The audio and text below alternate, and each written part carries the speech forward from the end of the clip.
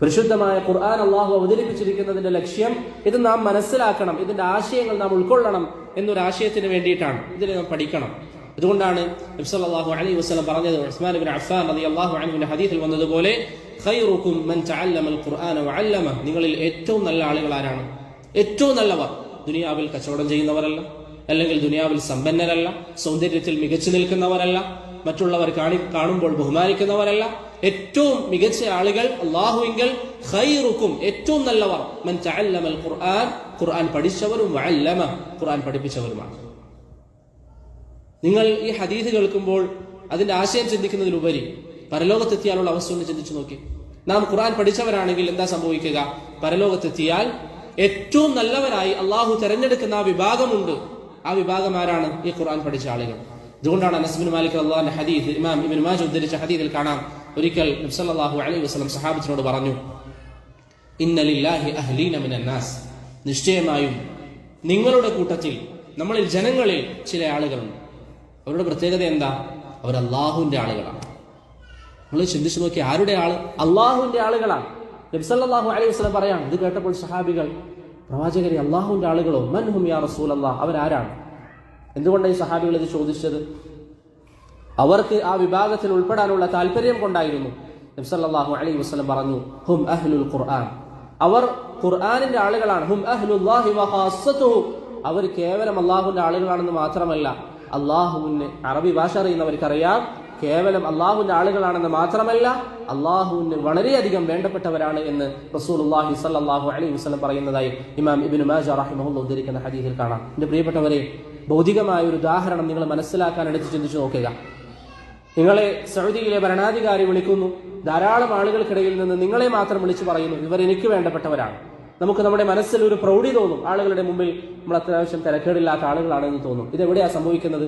പരലോകത്ത് ജനങ്ങളെ അള്ളാഹു ഒരുമിച്ച് കൂട്ടിയാൽ അള്ളാഹുവിന് വേണ്ടപ്പെട്ടവരായി അള്ളാഹു സുബ്ഹാനഹു വ തആല തിരഞ്ഞെടുക്കുന്നവർ പരിശുദ്ധ ഖുർആനിന്റെ വാഹകരാണ് എന്ന് റസൂലുള്ളാഹി സ്വല്ലല്ലാഹു അലൈഹി വസല്ലം തങ്ങൾ പറഞ്ഞതായി ഇമാം ഇബ്നു മാജ റഹിമഹുല്ലാഹ് അനസ് റളിയല്ലാഹു അൻഹുവിൽ നിന്ന് ഉദ്ധരിക്കുന്ന ഹദീസിൽ സ്ഥിരപ്പെട്ടു വന്നതായി കാണാം. അതുകൊണ്ട് ബഹുമാനപ്പെട്ടവരെ, ഈ വിഷയത്തിൽ നമുക്ക് ശ്രദ്ധയുണ്ടാകണം.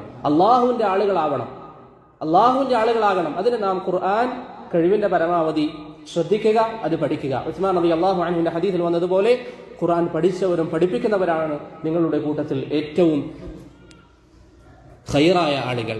സഅദ് ബിൻ ഉബൈദ റഹിമഹുല്ലാഹ് പറയുന്നു, അബൂ അബ്ദുറഹ്മാൻ അസ്സുലമി റഹിമഹുല്ലാഹ്, അദ്ദേഹം ഉസ്മാൻ റളിയല്ലാഹു അൻഹുവിന്റെ കാലഘട്ടം മുതൽ ഹജ്ജാജ് ബിൻ യൂസുഫ് അസ്സഖഫിയുടെ കാലഘട്ടം വരെ ഖുർആൻ പഠിപ്പിക്കാൻ വേണ്ടിയിരുന്നു. എന്നിട്ട് അദ്ദേഹം എന്ത് പറയാറുണ്ട്? ഞാൻ ഇങ്ങനെ ഇരിക്കാനുള്ള കാരണം പ്രവാചകൻ പറഞ്ഞിട്ടുണ്ട്, ഏറ്റവും നല്ലവർ ഖുർആൻ പഠിക്കുകയും പഠിപ്പിക്കുകയും ചെയ്യുന്നവരാണ്. ഇമാം ഇബ്നു കസീർ അദ്ദേഹത്തിന്റെ ഫളായിലുൽ ഖുർആനിൽ പറയുന്നു, ഏകദേശം ഈ കാലയളവ് നാം നോക്കിയാൽ 70 വർഷമാണ് അദ്ദേഹം ഖുർആൻ പഠിപ്പിക്കാൻ വേണ്ടി നിന്നത്. 70 വർഷം, ഒരു ആയുസ് മുഴുവൻ പരിശുദ്ധ ഖുർആൻ പഠിപ്പിക്കാൻ അദ്ദേഹം വരുന്നു. എന്താണ് കാരണം? നബി സല്ലല്ലാഹു അലൈഹി വസല്ലം പറഞ്ഞു, നിങ്ങളിൽ ഏറ്റവും നല്ലവർ ഖുർആൻ പഠിക്കുകയും പഠിപ്പിക്കുകയും ചെയ്യുന്നവരാണ്.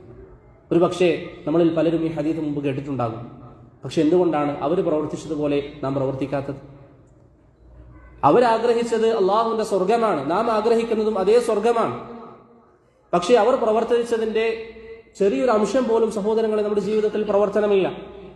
അതുകൊണ്ട് പരിശുദ്ധ ഖുർആനിന്റെ അർത്ഥം മനസ്സിലാക്കാൻ നിർബന്ധമായും നാം പരിശ്രമിക്കണം. അതിനൊരു സമയം നാം കണ്ടെത്തിയേ പറ്റൂ. ഏറ്റവും ചുരുങ്ങിയത് എല്ലാ ദിവസങ്ങളിലും നാം ഓതുന്ന ഖുർആനിന്റെ വചനങ്ങളെങ്കിലും സൂറത്തുകളെങ്കിലും നാം പഠിക്കുക. ഇതിന്റെ അർത്ഥം എന്താണ്? സൂറത്തുൽ ഫാത്തിഹ പോലെയുള്ള സൂറത്തുകൾ. ചില ആളുകളോട് റഹ്മാനും റഹീമും എന്താണ് അർത്ഥം ചോദിച്ചാൽ അറിയില്ല.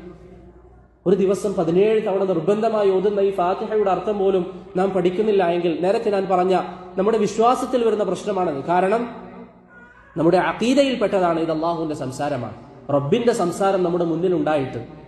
ഞാൻ നേരത്തെ പറഞ്ഞ ഭൗതികമായ ഒരു ഉദാഹരണം നിങ്ങൾ എടുത്താൽ, ഇവിടെ ഭരണാധികാരി നിങ്ങൾക്കൊരു കത്ത് തരികയാണ്. എന്നിട്ട് പറഞ്ഞു, ഇതിൽ ഞാൻ നിനക്ക് ചില കാര്യങ്ങൾ പറഞ്ഞു തന്നിട്ടുണ്ട്, അത് അനുസരിച്ച് നിങ്ങൾ പ്രവർത്തിച്ചാൽ ഇന്ന കാര്യങ്ങൾ ഉണ്ടാകും. ഒരു കത്ത് തന്നു എന്ന് സങ്കല്പിക്കുക. അറബിയിലാണ് കത്ത്. നമുക്ക് അറബി ഭാഷ അറിയില്ല എന്ന് കരുതി നമ്മൾ അത് വെച്ച് അവിടെ ഇരിക്കും. എന്താ ചെയ്യുക?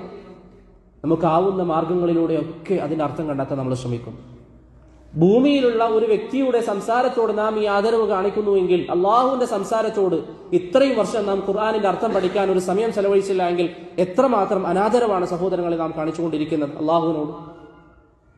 അള്ളാഹു ചോദിക്കുന്നത് പോലെ, മാ ലക്കും ലാ തർജൂന ലില്ലാഹി വഖാറ, എന്തുകൊണ്ടാണ് നിങ്ങൾ അള്ളാഹുവിന്റെ ഗാംഭീര്യം കാണാത്തത്? അവന്റെ സംസാരം പഠിക്കാൻ എന്തേ നിങ്ങൾ സമയം കണ്ടെത്താത്തത്? അതുകൊണ്ട് പ്രിയപ്പെട്ടവരെ, പരിശുദ്ധ ഖുർആനിന്റെ അർത്ഥം പഠിക്കാൻ ഒരു സമയം നാം കണ്ടെത്തുക. ഇമാം അജൂരി റഹിമഹുല്ലാ വിശദീകരിക്കുന്നതായി കാണാം, പരിശുദ്ധ ഖുർആൻ ഓതുന്നവന്റെ ഉദ്ദേശം എന്തായിരിക്കണം? ഇതിൽ അള്ളാഹു പറഞ്ഞിരിക്കുന്ന കൽപ്പന എന്റെ ജീവിതത്തിൽ എനിക്ക് പാലിക്കണം, അള്ളാഹു വിലക്കിയിരിക്കുന്ന കാര്യത്തിൽ നിന്ന് എനിക്ക് മാറി നിൽക്കണം. അതല്ലാതെ അദ്ദേഹം പറയുന്നു, ലൈസത് ഹിമ്മതുഹു മതാ അഖ്തിമു സൂറ, അവന്റെ ലക്ഷ്യം എന്താകരുത്, എനിക്ക് എപ്പോഴാണ് ഈ സൂറത്ത് പൂർത്തീകരിക്കാൻ സാധിക്കുക എന്ന ലക്ഷ്യത്തിലല്ല ഖുർആൻ ഓതേണ്ടത്. ഇന്ന് നമ്മളിൽ പലരും അങ്ങനെയാണ്. ഒരു സൂറത്ത് തുടങ്ങിയാൽ പെട്ടെന്ന് സൂറത്ത് തീരണം. അതല്ലാതെ ഈ സൂറത്തിൽ എന്നോട് റബ്ബ് പറയുന്ന നിർദ്ദേശങ്ങൾ എന്താണ്, കൽപ്പന എന്താണ്, വിലക്കുകൾ എന്താണ്, നമുക്കറിയില്ല, അറിയാൻ വേണ്ടി ശ്രമിക്കുന്നുമില്ല എന്നതാണ് യാഥാർത്ഥ്യം. പലരും, എല്ലാവരും അങ്ങനെയാണെന്നല്ല, പല ആളുകളും. അതുകൊണ്ട് പ്രിയപ്പെട്ടവരെ, ആ വിഷയങ്ങളിലൊക്കെ നമുക്ക് മാറ്റമുണ്ടാകണം. ഉസ്മാൻ റളിയല്ലാഹു അൻഹുവിന്റെ ഹദീസ് വിശദീകരിക്കുമ്പോൾ ഇബ്നുൽ ഖയ്യിം അദ്ദേഹത്തിന് മിഫ്താഹു ദാരിസ് സഅദയിൽ പറയുന്നതായി കാണാം, ഖുർആൻ പഠിക്കുകയും പഠിപ്പിക്കുകയും ചെയ്യുന്നവരെന്ന് പറഞ്ഞാൽ കേവലം ഖുർആനിന്റെ ബാഹ്യമായ അർത്ഥങ്ങളല്ല, മറിച്ച് ബാഹ്യമായ വാക്കുകളല്ല, മറിച്ച് അതിന്റെ ആശയങ്ങളും അർത്ഥങ്ങളും പഠിച്ച് ജീവിതം ക്രമീകരിക്കുന്നവരാണ് അതുകൊണ്ടുള്ള ഉദ്ദേശമെന്ന് ഇബ്നുൽ ഖയ്യിം റഹിമഹുല്ലാഹ് പറയുന്നതായി നമുക്ക് കാണാം.